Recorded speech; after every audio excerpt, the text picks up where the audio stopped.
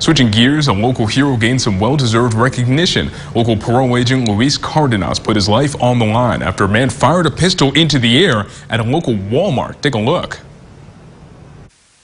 Parole agent Luis Cardenas never imagined he would need to stop an active shooter one Monday afternoon last December. Cardenas was checking on a parolee near the Walmart on Fashion Plaza in East Bakersfield. As I arrived, I was waiting for the ankle monitor to give me an updated position so that I could contact him. While standing at a higher ground than the Walmart parking lot, I heard 2 shots ring out. That's when Cardenas jumped into his patrol car and drove towards the sound of gunfire in the parking lot.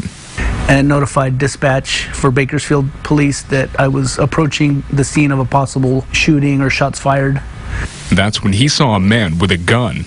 I saw an individual holding a revolver. I was able to get him to the ground. He was very compliant. I recovered the weapon.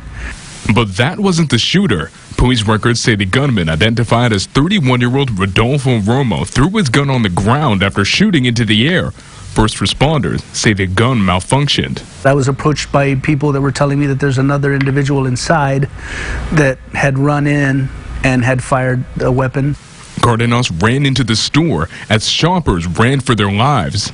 I saw the individual that matched the description, and he eventually did put his hands in the air. He opened them up so that I could see that they were empty, and he went to the ground, and that's when I got back on the radio and notified the dispatch that I had one on the ground at gunpoint and was going to hold my position, not knowing if there were others in the store. Bakersfield police officers finally arrived and placed Romo under arrest. Nobody was hurt. That's the best part. Cardenas will be awarded the California Department of Corrections Medal of Valor. That's the organization's highest honor.